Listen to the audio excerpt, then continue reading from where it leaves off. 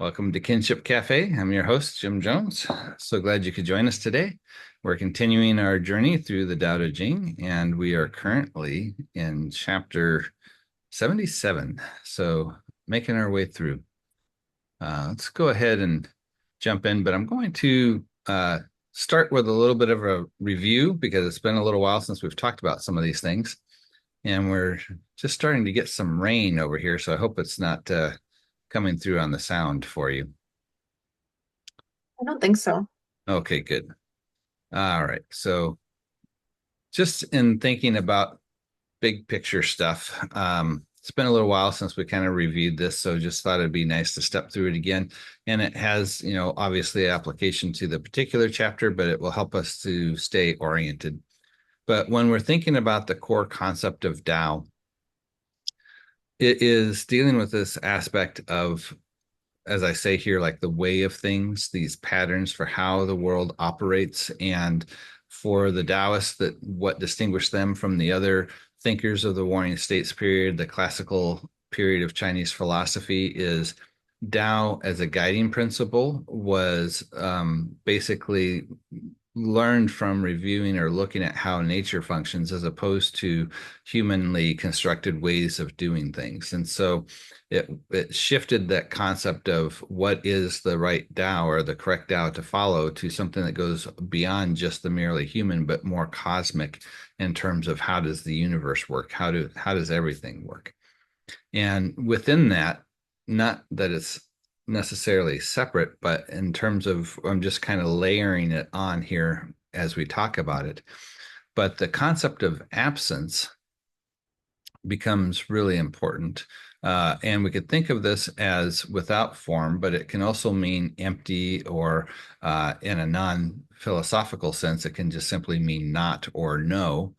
And then this is in contrast, or almost in kind of like a complementary pair. There's the idea of presence, which would be seen as maybe more the idea of with form. So we have this movement of absence and presence where the absence isn't a nothing. There is no nothing in this sense. It is more like undifferentiated, or as we say here, without form, whereas presence is the same stuff, whatever it is, but rearranged in such a way that it actually is material to us. We can see it, we can interact with it.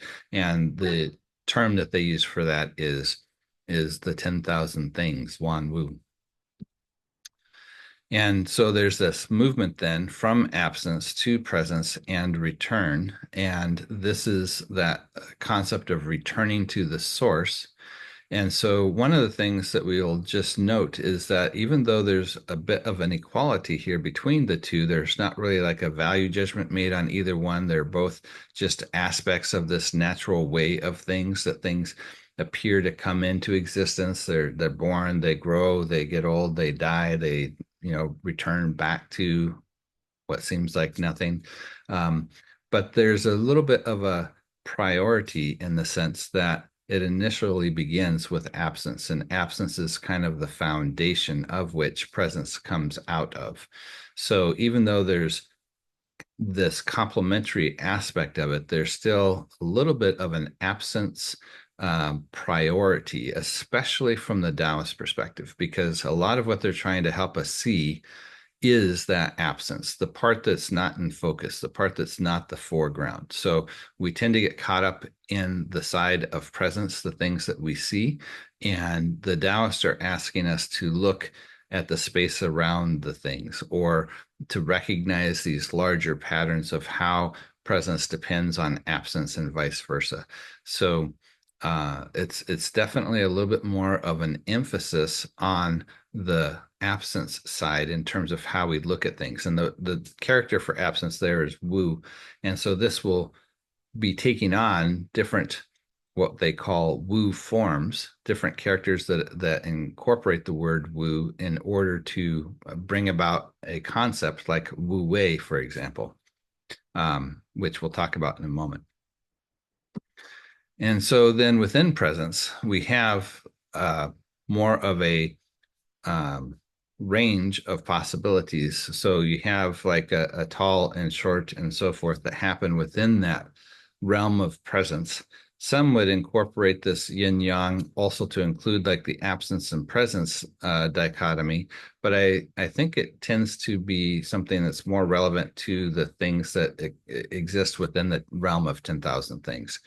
Could be wrong about that, but this is just kind of my take. And within that, then it's very much focused on recognizing these as complements as opposed to things that are fighting against each other. So short and tall are not at war with one another. They simply complement each other and define each other because you can't have something that's tall without something that's short. There's no existence of one without the other. So they really complement. But this will come into contrast with human values of things like good and bad, beautiful, ugly. And here they'll have more of a critique that these things are actually at war with one another rather than complementary. So those will be some different aspects that are explored. And then finally, there's the concept of Da, which is the Da from the Daodejing. And here is the concept that in some traditions is looked at more like virtue, something that you strive to achieve and build a certain type of character. But within the Taoist tradition, it's more of a natural outgrowth of how things behave when they're fully representing or manifesting Tao. So things in nature, other animals, just by nature automatically represent that. Humans have to work at it because we can get confused in our intellect in terms of attempting to do things that are not natural, right? It's not that we can ever do anything that's actually not natural. It's impossible to do something that's not natural, but we can work against those natural tendencies. And we can attempt to do things that are not possible that just bring about, different kinds of suffering as a result. And so for humans, we have a unique challenge in that we have to learn how to more fully manifest Da in our lives. It's a little bit different from the Taoist perspective in that it's not specific things that we're attempting to do, but it's a consequence of when we have allowed Tao to flow more naturally through our lives, more spontaneously, which leads to the next term there, which is non-action, or the Chinese characters of Wu Wei.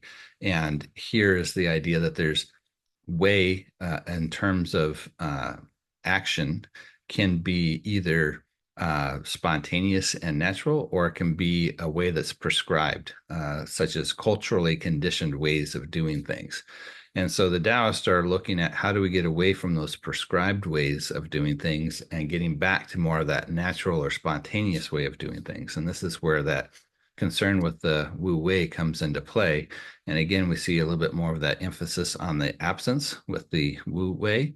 And with the yin yang, we didn't talk about this so much, but there's the masculine side that also has to deal with the control side that is more of the bright, but the dark side, the yin, is dealing more with that generative and the newness side, also sometimes understood as chaos because of the newness. And so you have this balance between control and chaos, so to speak, masculine and feminine. There is more of an emphasis on the yin as well within the Taoist tradition because it kind of parallels what's happening with absence. It is that place of birth, that growth, and so forth. It's not that you can have one without the other, but there's a little bit of a priority of the yin over the yang in the same way that there's a priority of the absence over the presence. So that was just kind of a quick review of some of the key concepts that we've talked about as we have gone through our journey. Any thoughts on that before we continue on, or was this a good review? I don't think I have any new thoughts. I do like to review every now and then. Um, but yeah, I don't think I have any new thoughts. Okay. Well, especially on the video side of this, we'd have no idea when somebody's jumping in, so they could be brand new to this and might be nice at times to just kind of rehearse this and bring it back up. And today's chapter is a little bit more straightforward, so we had a little time. I thought this might be a good opportunity to go through this. Yeah. Yeah, like I said, I do like to review. Like there have been some instances where in other chapters we've come back to previous chapters just to connect the two. And that helps me a lot to both review the previous chapter and make connections between them. So, All right. Well, here we go. We are now in chapter 77, and a little bit more of a uh, uh, less familiar translation. This is Pepper and Wong. It's actually designed in a way to try and help people who are looking at doing translations of the Daodejing, because they do more of a English Chinese arrangement, but also trying to explain some of the interesting aspects of the Chinese in their particular translation. And for the most part, I don't find it bad. It's not always the most daring, I will say, and I think sometimes it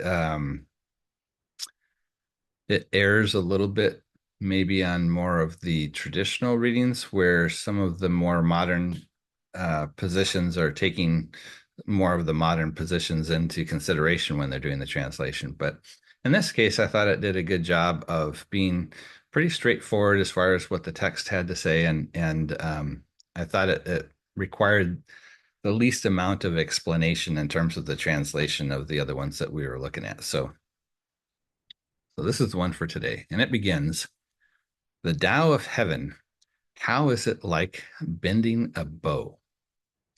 And so this is a bow, as in like bow and arrow.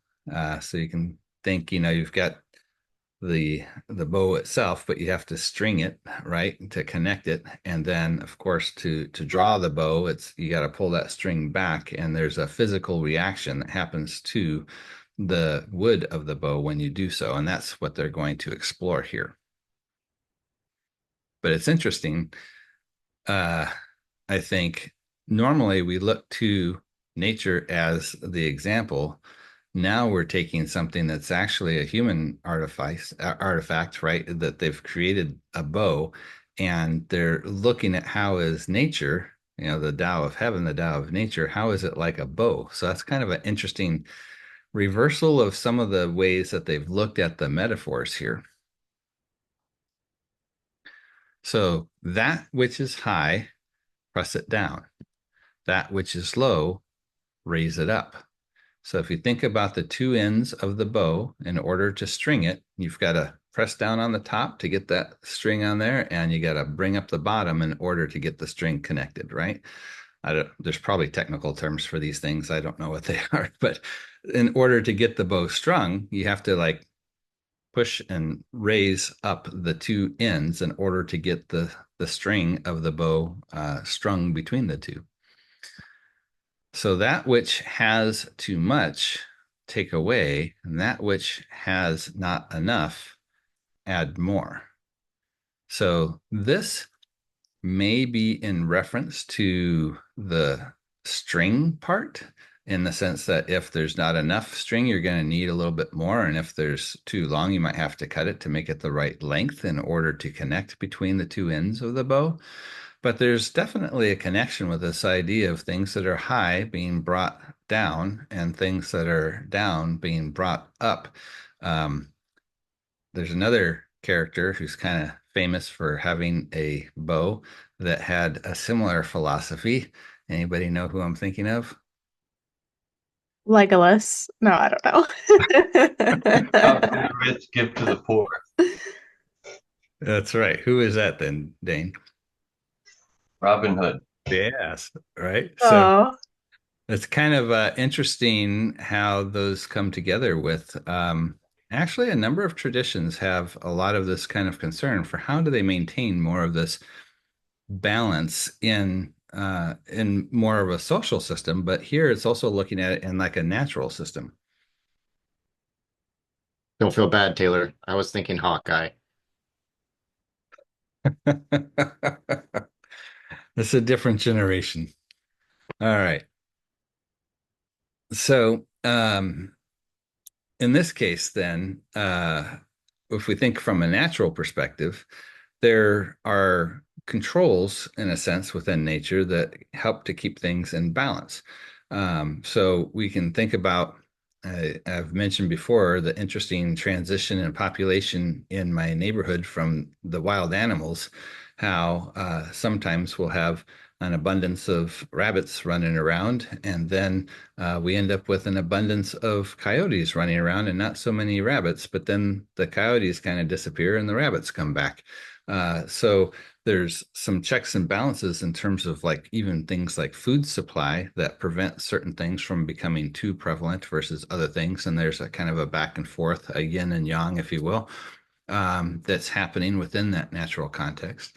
And it's not to say that there aren't situations where that gets out of context. So one of the challenges that we learn about is when non-native species are introduced to an ecological region, it can cause a severe imbalance because maybe there isn't a natural predator or something that eats it or whatever. And so we can see normally that there are these same things that keep things in check. They don't get too high, they don't get too low. They just kind of balance back off of each other. So there's a way of recognizing these controls within nature that are being, from a metaphor perspective, looking at the bow and how it's interesting that when you use the bow and you pull it back, it's a simultaneous of bringing down the high and bringing up the low in order for it to work, and making the connection with nature. Any thoughts on this? Crickets. Music always seemed like mainly a poetic image of the principle of complementary forces or dualities, because the image of the bow, if you were to watch a bow being used, when the string is pulled, the high is brought down, the bottom is brought up, not not to the point where they're equal, of course, but still enough to indicate the idea that this is one type of phenomenon that happens, is that things are kept in balance by sort of their opposite. So for example, temperature moves, or heat moves from hot to cold, so the temperature equalizes.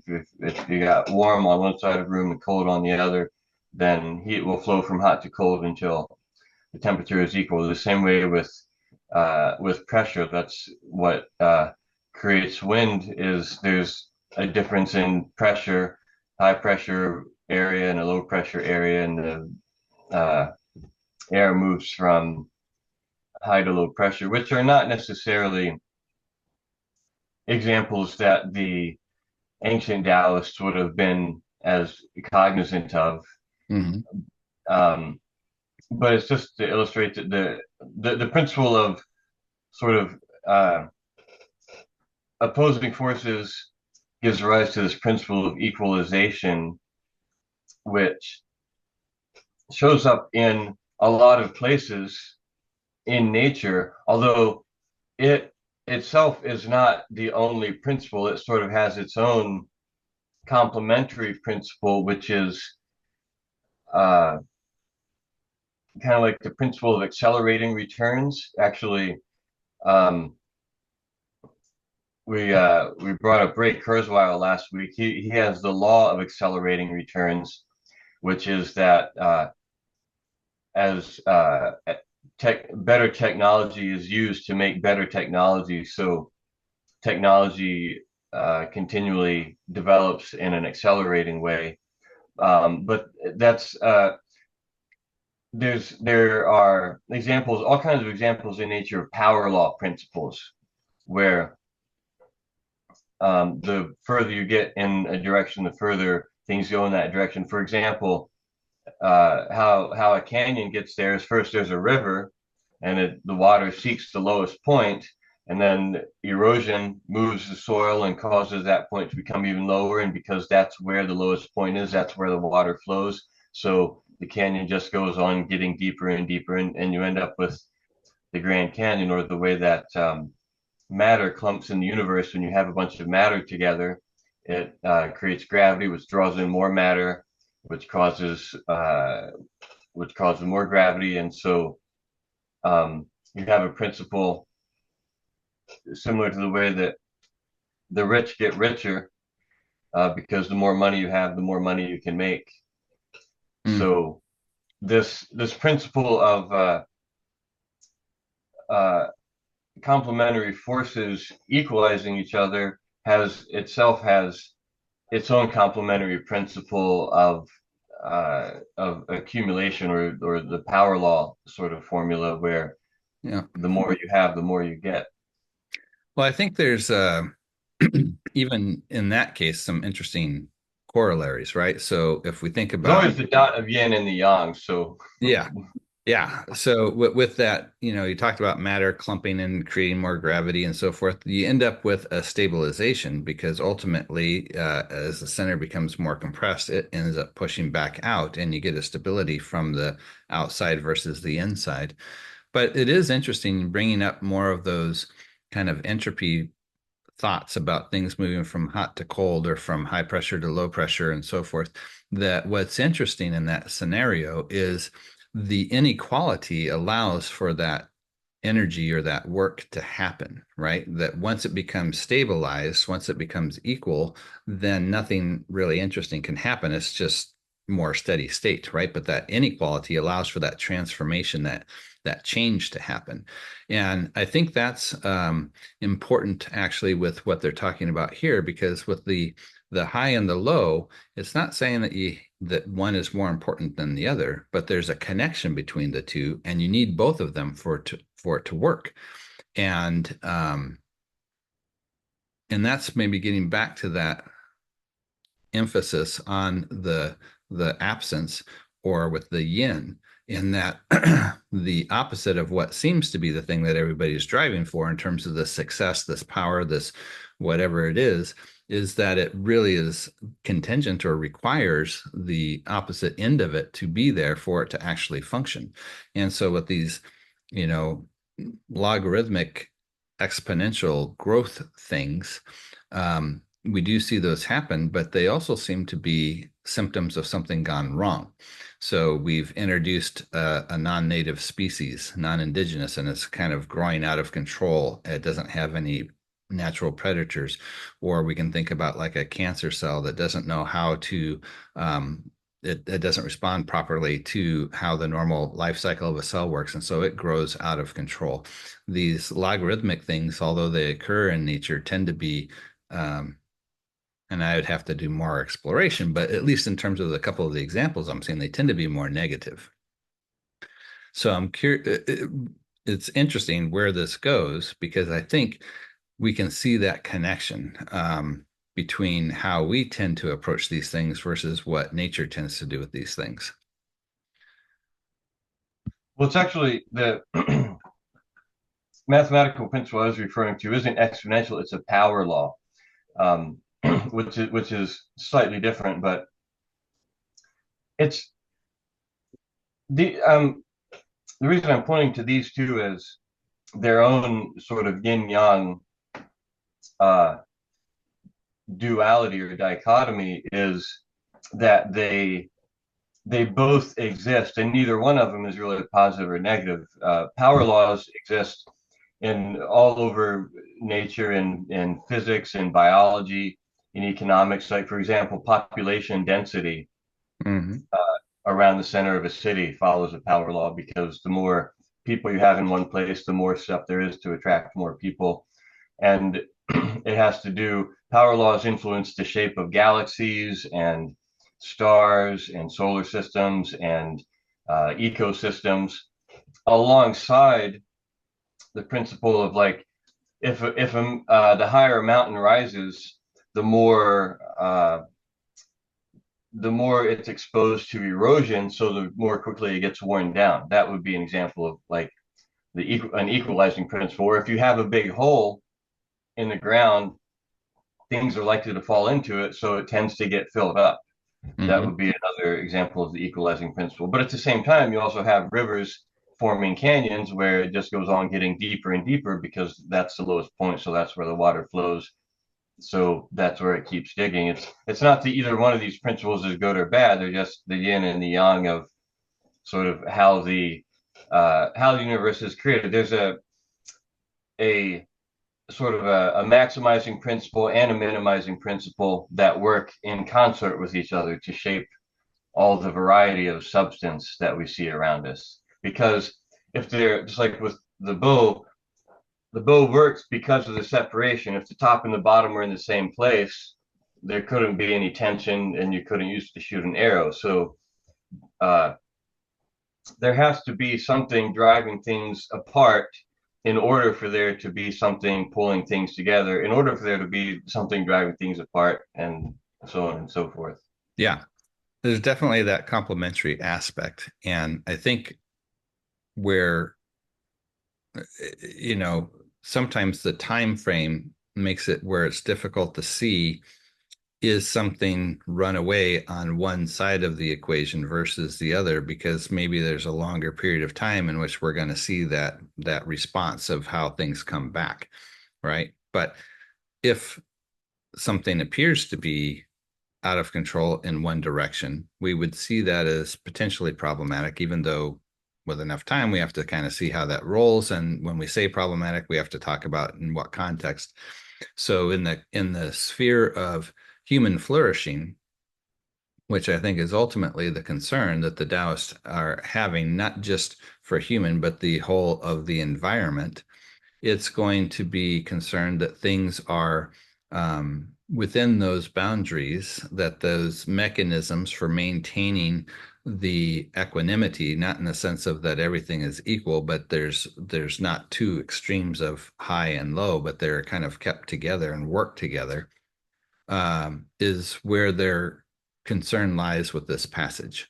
So the recognition of the bow, that you need both sides of this, and that's how things function in nature as well as with this bow, is important principle, they would say, or pattern that they're recognizing, that if a certain type of activity seems to try and go outside of that, then that becomes something that has a question. So as the chapter continues here, we'll see where that question comes in, or where that exception is looked at. So it says the Tao of heaven, so the way of nature, the way things unfold within nature, reduces that which has too much, fills that which has too little. Okay. The way of people isn't like this. It takes from that which has too little and offers it to that which has too much. So definitely getting the Robin Hood vibe here. But that would be a power law distribution right there, where which actually says that in the Bible, doesn't it? It says that from he who has much will be given more, and from he who has none, it will be taken away, or something like that. Yeah, but unfortunately, in that parable, it's, in my opinion, frequently misunderstood in terms of who that is in reference to, because the way the passage unfolds, it's making a comparison between, in this case, the dominant occupying force of Rome and its cultural ways of understanding patronage and patron-client relationships, and what they value versus what they don't value, and how honor is achieved versus what the more traditional Hebrew way of doing things was. And that parable is illustrating the distinction between the two, not in terms of to give it praise, but to show exactly why it's problematic. So the problem is that those that have more, even what those have little, will have what's taken from them and given to him that's more. But then it also says the person that has little, he's going to be thrown out into outer darkness, and there's going to be weeping and crying, right? So it's not a very impressive image for if you think about Jesus as a peasant talking to other peasants who are definitely on the low end of that stick, having even what little you have taken away and given to the rich isn't something that would be seen as a positive statement, right? He's making a social critique of what's happening culturally, and that's where that comes into play. But it is another part of if we want to go into the Christian scriptures, where you have the Magnificat with the angel or Mary giving essentially kind of like a soliloquy, can't say the word right now. It's kind of like a poem or a song type of a thing, talking about herself being chosen as this young woman to bear the Christ child. But one of the things that she says in this poem is that the rich will be brought down and the poor will be brought up. Those that have had, plenty to eat are going to be sent away hungry, and those that have been starving are going to have plenty to eat. So that reversal of fortune is something that comes up definitely within the biblical tradition as well. But here it's more of not a pronouncement of what's going to happen, but it's maybe more like the initial parable you were talking about in terms of the observation, right? Of what do people do versus what does nature do? So nature is trying to equalize these things. What do people do? They want to, maybe in the sense of your power log, jump on the bandwagon, right? It has the attraction to it because they see something that is something to be chased or to be valued, or something that is maybe culturally honorable. And here would be where, from the Taoist perspective, they're going to bring into question these desires. Because multiple times it says, that we shouldn't be chasing after riches or position or any of these status symbols, because they come with a price. And here would be an example of that, where, yep, it does have this tendency to want to pull people to that. The Taoists would argue because people have been conditioned to want those things, right? So there's a interesting questions within anthropology, thinking about, like, for example, the transition from hunter-gatherer to agricultural, because the way of life changed dramatically, and it doesn't seem to be for the better in terms of how people lived and the quality of their health and the life expectancy and so forth when they made that transition. So there was a lot of thought about, well, why did they do that? And it's, I think, kind of a question that Lao Tzu or the people of the Daodejing would have here is, if you didn't have that cultural conditioning that was trying to teach you how to appreciate and chase after these values, what would humans naturally do? And they seem to be thinking that the natural place that humans function, the kind of pre-built evolutionary biology of humans, would be one that is much more in balance instead of out of balance. So is that true? I think that's hard to say, but we can look at, as best we can, the examples of what was happening, let's say, with these hunter-gatherer nomadic groups, and how did they function versus what happens when they move into more of a settled agricultural context. And if, in fact, the Tao Te Ching is representing more of this Paleolithic worldview into the world of the Warring States period as part of a solution to what is gone wrong, then maybe there's something that to that. How did they maintain that equilibrium within the hunter-gatherer context that seemed to be stable for far longer than when we enter into a settled agrarian context? Is there something about how these cultural values form that make it so people chase after these things, that creates that power log, as opposed to more of a spontaneous natural balance that doesn't require that? Been talking a bit there. I'll see if you guys have any thoughts. There's a book that has come up before. It wasn't in it, The Origin of Everything. It talks about the dawn of everything. The dawn of everything. It was that's one that talks about the indigenous social structures that sort of worked against um, any one individual accumulating too much power. Well, there were some, one of the things they point out there, this it wasn't like just a linear progression from hunter-gatherer to agricultural to city state to empire, but there was some movement back and forth that sometimes they went from more nomadic to agrarian and back and forth, and sometimes changed under different, political situations. But yeah, they definitely bring up some of those interesting characteristics of how those earlier, more indigenous social structures worked and the impact that it had on especially the West, people like Jacques Rousseau, who, were writing about the noble savage and so forth. Yeah, I remember there being I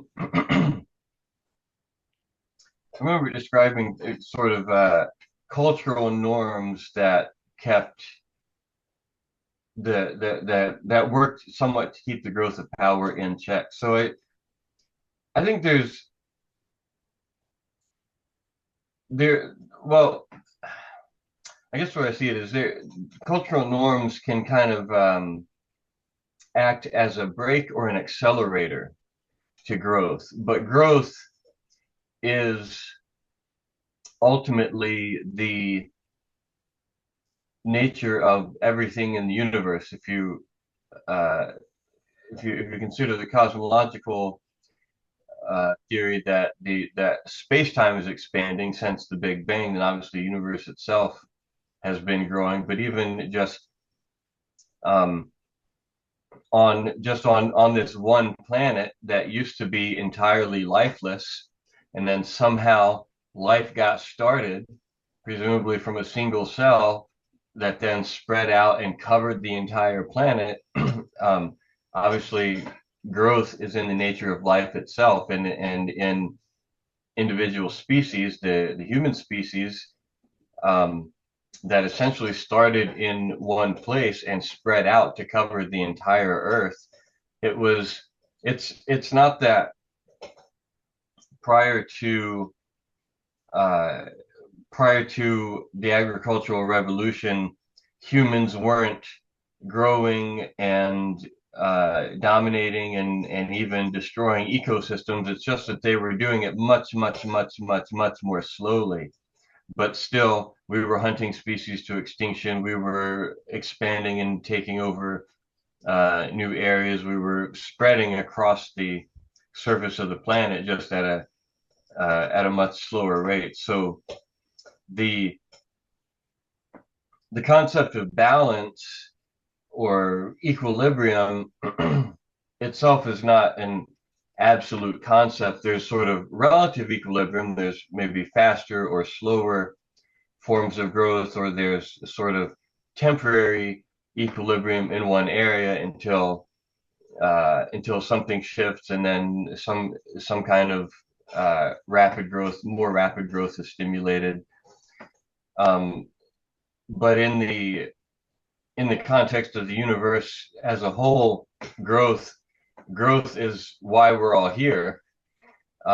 So the only ultimate equilibrium would be the sort of heat death universe where everything is the same temperature and there's no change or motion from anywhere to anywhere else because everywhere is the same. And I think one of the most fascinating open questions in cosmology is the arrow of time absolute, in the sense, or is the second law of thermodynamics inviolable? Will can entropy do nothing but increase over time, or is there some sort of process where the universe will start with zero entropy and then run itself all the way down so there's no free energy left, and then somehow there will be some sort of process that like restarts it and at the beginning? But it seems to me, in order for there to be a situation where there's high free energy, low entropy, moving to low free energy, high entropy, there has to be some kind of process or something that also goes the other way, because how did we ever get to the top of this hill in the first place? if there's not like some principle that is able to move us there. Yeah, well, and that's been a, is the universe more cyclical, right? That it gets to a certain point and then maybe the mass pulls it back together and then it explodes again and comes back, right? Is a thought that's been out there. I don't think it is super well held to right now, but I don't know enough about that. But It's an open question. Nobody knows. yeah. So anyway, I think, yeah, there is definitely, and if we think about that yin yang, how we were saying there's more of a yin preference, yin is where that growth comes from. It is where that what seems like chaos happens, right? And that new life and so forth. So and if we think about the balance, like with the rabbits and the coyotes, it's not that the rabbits are self-regulating, it's that the coyotes eat them, right? And it's not that the coyotes are self-regulating their population, they die off because there's no more rabbits to eat. So the push-pull of how that balance is maintained isn't typically one that is more of a conscious choice. But I think this is a little bit where the Taoists are saying that humans have a unique role. Rabbits and coyotes don't really have any choice in how that balance of power is maintained between them. But humans can recognize this and can interfere and act in certain ways, right? So we can eliminate predators, we can create fences, we can allow certain things to grow in unnatural ways. And so the question is always, we can dam rivers, we can create irrigation, we can grow crops. These are all things that are not unnatural in an ultimate sense, but they are happening in ways that would not happen without human intervention. So the question is always going to be, because of this capacity that we have, other things shape the face of the planet. Of course, when oxygen started being created, that was radically destructive and transformed the whole surface of the planet. Same thing with other forms of life. But they're not really thinking about it, right? A beaver can dam up a river, but it's all instinctual. Humans can dam up a river, but they're thinking about what they're doing and they can learn from what they're doing if it's going to be effective or not effective. So I think this is where this question comes in terms of what do they reward versus what do they not reward. And in the case of the society, I think the critique that's happening here is that because they have chosen to value rare objects, places of status, hierarchical control, that this has led to false desires within the culture to chase after those things, especially because that's who what their leaders are doing. And it has created an imbalance that is creating the social crisis of the Warring States period. Whereas they would say the critique of the Tao is there's a coming together of those two. There's an equalization that needs to happen to keep things not so that everybody's the same, but that there's a balance that's maintained. And so it's going to continue and say, who can have too much and then offer it to the world? Only one who has Tao.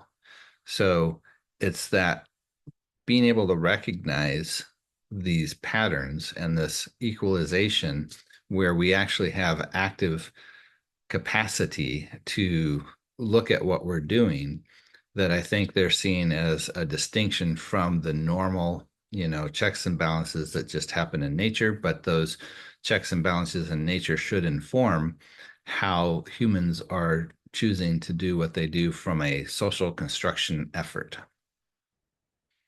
And because we're getting close to time, I'm just going to do the tail end of this, and then we can chat. Thus the sage acts but does not compel, accomplishes tasks but doesn't dwell on them, and has no desire to show off worth. So this is a fairly common thing that we've seen in several other passages, where there's the role that the sage has, but the goal of it is not how to claim status or how to claim worth. It's more about how does one simply fulfill their role without going out of their way to make it a thing, right? So there's a humility that's involved here. There's not a clamoring for status. There's not a trying to draw attention, but it's more how do I participate in this context of what we're doing. And in light of what we saw previously of how that balance is maintained, this would be how like the sage king or the ruler would then be acting as they're acting on behalf of the country. They're recognizing that the top is there for the sake of the bottom and that they both depend on each other. And so it's important that you don't have it just run away in one direction or the other, but that they need to be held in check through these natural forces that are going to create more of a context in which human and environmental thriving can happen.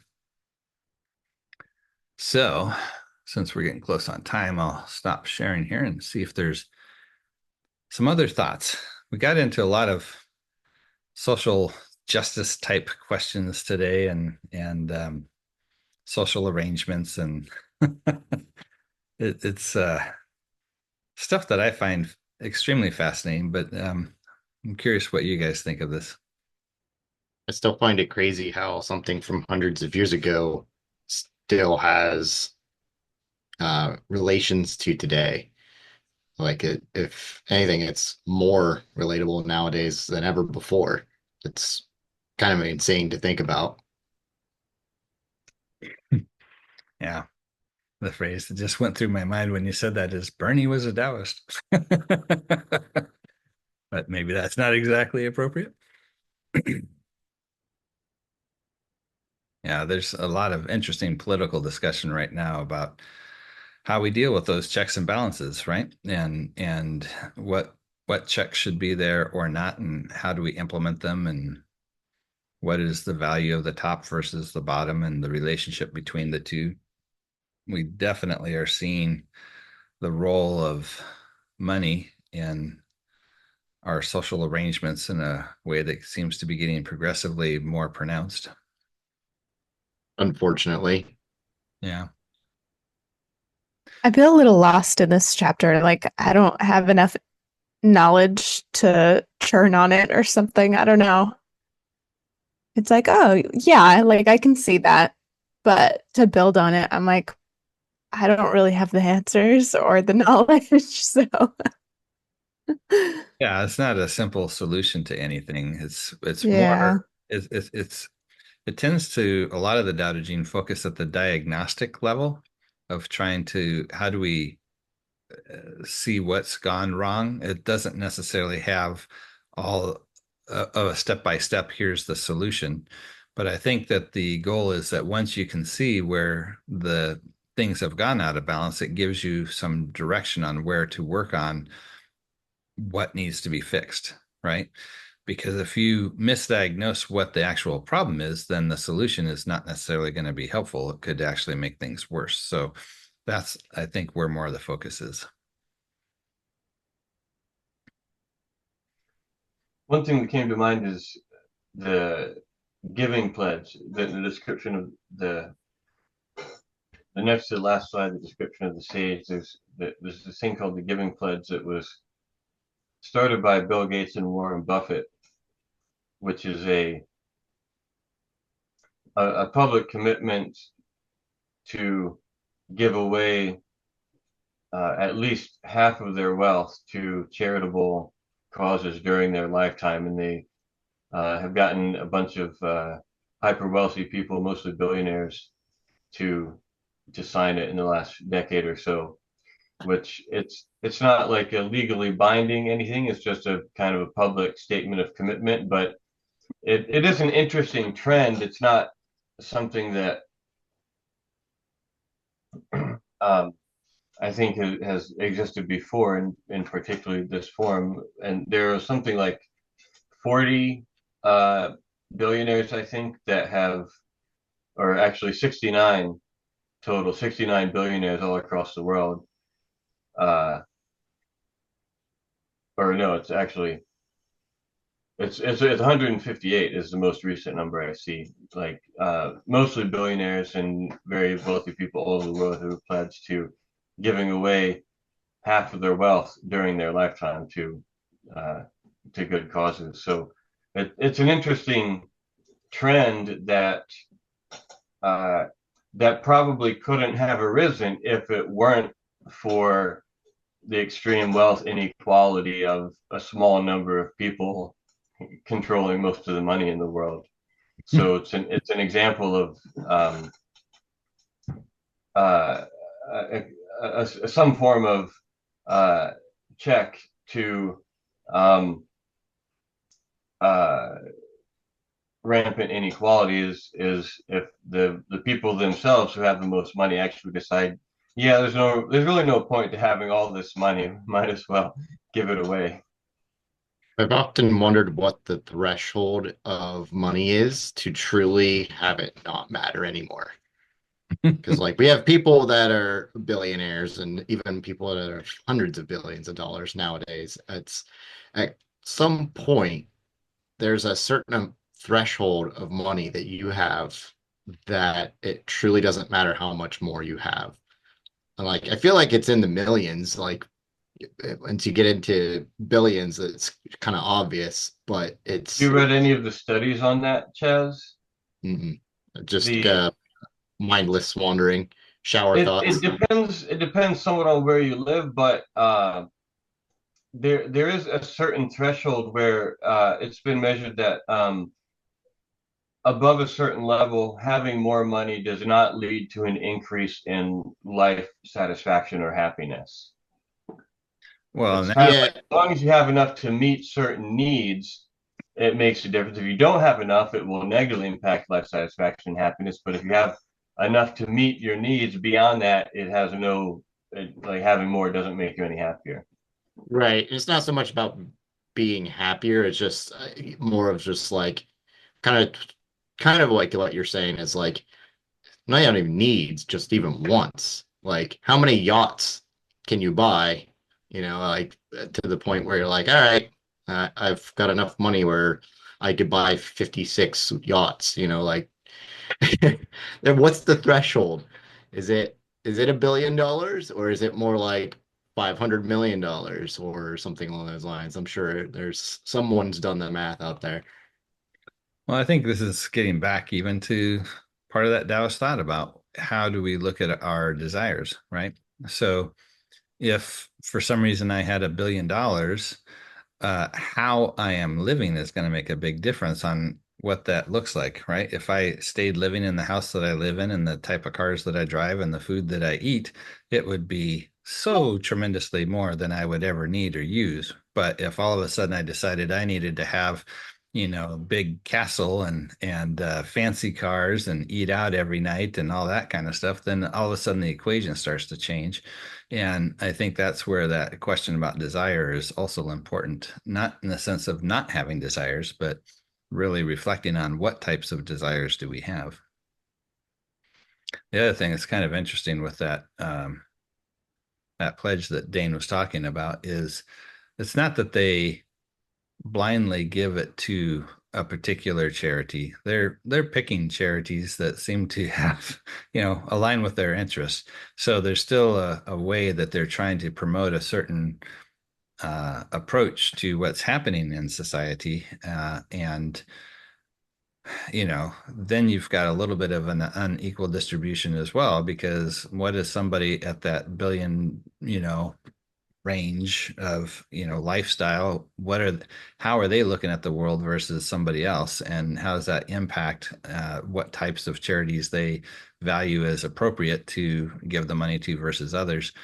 It's there's still a lot of influence that's happening, even if they are giving away their money in a sense, right? But they're still giving it in a direction that they're still trying to use it in a certain way, right? It's promoting certain causes and helping those causes by giving their money. Anyway, we won't be able to solve it today, but it is interesting that we continuously will be wrestling with these issues, and hopefully this gives us some insights into how we might work at trying to bring about some type of resolution, even if it's just within the smaller communities that we work in. And maybe at some point those can have some impact on the larger society. Maybe. Yeah. At least we can have Cool. fun trying. Yeah. That's true. All right, guys. If you've been watching this and you'd like to join our sometimes lively discussion, sometimes stunned silence, you can register your email at www.kinship.cafe, and you'll get a weekly email with our latest videos, as well as a link to our Zoom conversation that happens on Friday mornings. Or if you happen to be in the Southern California area where we meet in person. All right, guys. We'll catch you next time. Bye. Thanks, Jim.